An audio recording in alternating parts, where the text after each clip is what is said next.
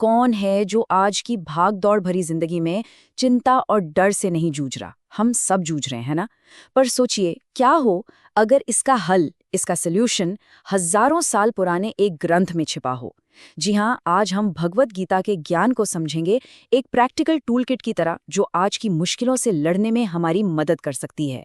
एक बहुत इंटरेस्टिंग बात है, भगवत गीता किसी शांत आश्रम में नहीं, बल्कि कुरुक्षेत्र के भयानक युद्ध के मैदान में सुनाई गई थी। और अगर देखें तो आज हमारा मन भी तो कुछ वैसा ही है, एक कुरुक्षेत्र जहां उम्मीदें, डर और जिम्मेदारियां, इन सब के बीच हर पल एक जंग, एक संघर्ष चल रहा होता है।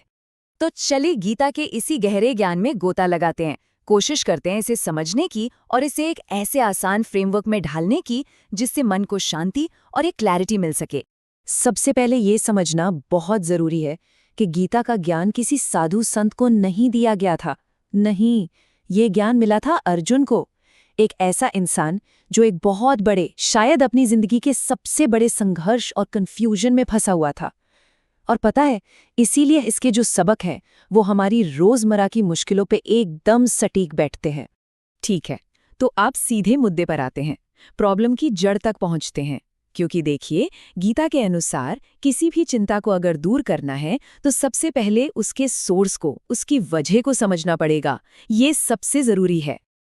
अब यहाँ डर का मतलब किसी बाहरी चीज से नहीं है, मतलब किसी घटना या किसी इंसान से नहीं, बल्कि गीता के हिसाब से डर वो स्ट्रेस है, वो तनाव है जो हमारी अपनी पहचान, हमारी आइडेंटिटी के अस्थिर होने और लगातार बदलने की वजह से पैदा होता है। तो हमारी चिंता आती कहाँ से है? वो आती है इन 8 पहचानों को कंट्रोल करने की कोशिश से। कौन सी 8 पहचानें? हमारा शरीर कैसा दिखता है, हेल्दी है या नहीं, हमारे रिश्ते, पार्टनर, बच्चे, हमारा घर, हमारी दौलत मतलब फाइनेंशियल स्टेटस, फिर सोशल एक्सेप्टेंस, कितने फॉलोअर्स हैं, कितने लाइक्स हैं, हमारा करियर, हमारी पोस्ट, हमारी सक्सेस, और आखिर में हमारा प्रभाव, हमारा कंट्रोल।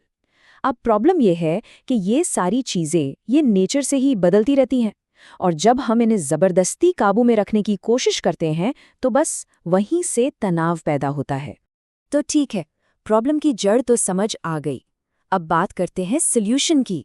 गीता इसके लिए हमें सहिष्णुता, या जिसे हम कह सकते हैं टॉलरेंस, उसे डेवलप करने के लिए एक बहुत ही प्रैक्टिकल 4 हिस्सों वाला फ्रेमवर्क देती है।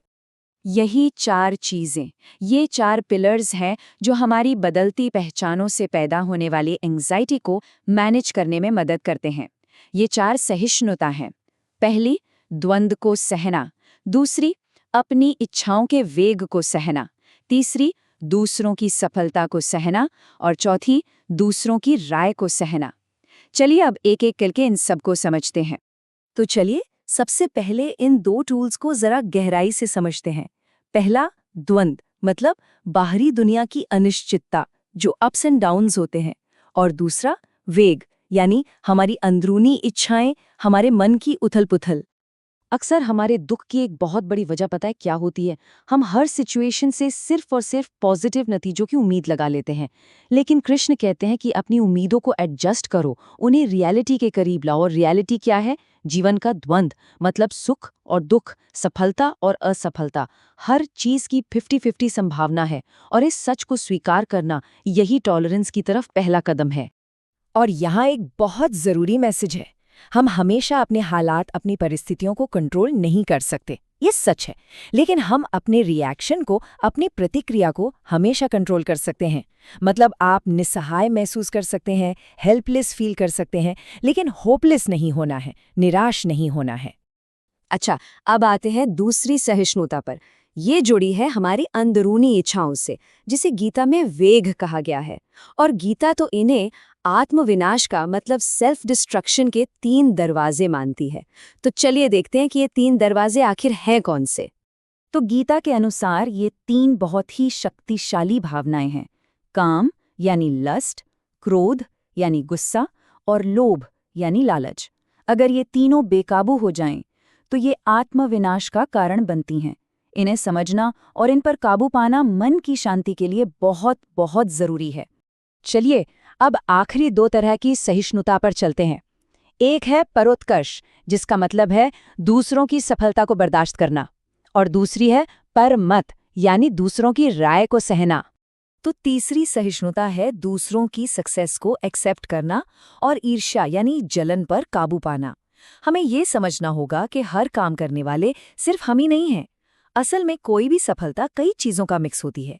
हमारी इच्छा, हमारी मेहनत और हाँ, कुछ हद तक किस्मत भी। जब हमें मान लेते हैं तो दूसरों की सफलता हमें अपनी हार या खतरा नहीं लगती। ये एक बहुत बहुत गहरी बात है जो हमें चौथी सहिष्णुता का रास्ता दिखाती है, दूसरों की राय को सहना।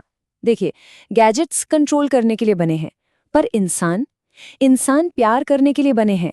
गैजेट्स के उलट हर इंसान की अपनी फ्री विल होती है, अपनी राय होती है, और जब हम उन्हें कंट्रोल करने की कोशिश करते हैं तो नतीजा हमेशा टकराव ही होता है। तो अब हम धीरे धीरे निष्कर्ष की ओर बढ़ रहे हैं। गीता के हिसाब से विजय या जीत का मतलब सिर्फ कोई बाहरी नतीजा नहीं है, नहीं, बल्कि जीत एक मजबूत, स्थिर, अंदरूनी नींव का फाइनल रिजल्ट होती है। तो ये सच्ची परमानेंट सफलता की नींव कैसी दिखती है? देखिए, इसका एक पूरा स्ट्रक्चर है।